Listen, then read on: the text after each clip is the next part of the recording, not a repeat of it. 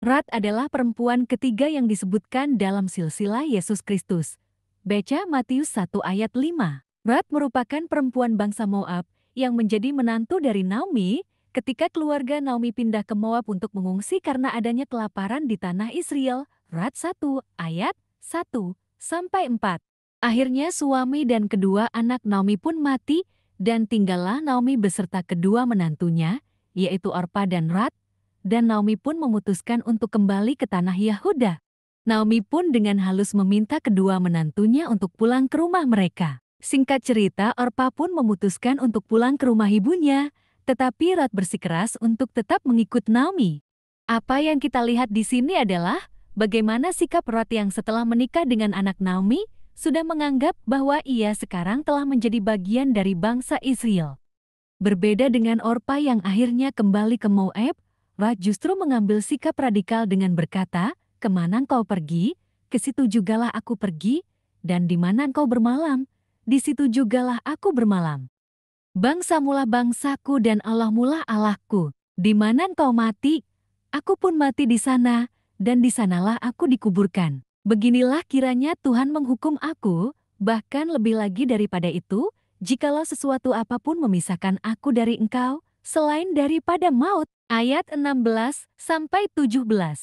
Rat yang merupakan perempuan Moab, justru dalam kesempatan ini, seakan-akan memiliki iman yang lebih dari Naomi. Rat memiliki prinsip bahwa sekali ia memutuskan untuk menikah, ia tidak hanya menikahi suaminya, tetapi juga menikah dengan keluarga dan Tuhan suaminya.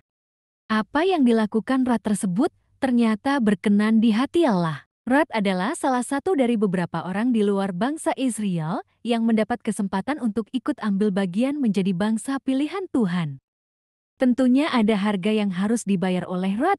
Ia harus meninggalkan keluarganya, masa lalunya, dan segala hal yang menyenangkan di kampung halamannya di Moab. Rat bisa saja kembali ke Moab seperti Orpa dan kembali ke kehidupannya yang lama, termasuk kehidupan rohani mereka. Tetapi Rat memutuskan untuk memiliki kehidupan rohani yang baru bersama Tuhan bangsa Israel. Hal ini tergambar jelas dalam kalimat yang diucapkan Rat. "Bangsa mula bangsaku dan Allah mula Allahku." Akhirnya, Tuhan pun memberkati Rat dan juga Naomi dengan luar biasa. Sebagai janda, tentunya secara manusia akan sulit bagi Rat untuk dapat menemukan suami lagi, tetapi Rat adalah orang yang percaya kepada Tuhan dan juga mau bekerja keras. Ketika tiba di Israel, Rat tidak hanya berdiam diri saja, tetapi ia pergi untuk memungut jelai di ladang. Rat 2 ayat 3. Akibat dari iman dan kerja keras Rat, Tuhan pun memberkati Rat dan Naomi dengan melimpah. Rat pun menjadi istri Boas dan akhirnya melahirkan anak yang dinamanya Obed. Rat 4 ayat 13-17. Obed pun nantinya akan memperanakan Isai, yang selanjutnya memperanakan Daud. Dari keturunan Daud inilah nantinya Yesus Kristus, Juru Selamat dunia, akan dilahirkan. Apa maknanya bagi kita? Tuhan mau kita menjadi seperti Rat yang tidak tanggung-tanggung dalam memutuskan untuk mengikut Tuhan. Maukah kita menjadi seperti Rat yang sekali mengikut Tuhan, akan selalu mengikut Tuhan, dan tidak mau kembali ke belakang? Ketika kita setia dalam mengiring Tuhan, maka Tuhan akan memberkati kita dengan melimpah dan bahkan akan memakai kita dengan luar biasa. Kita akan menjadi kepala dan bukan ekor. Ulangan 28 ayat 13.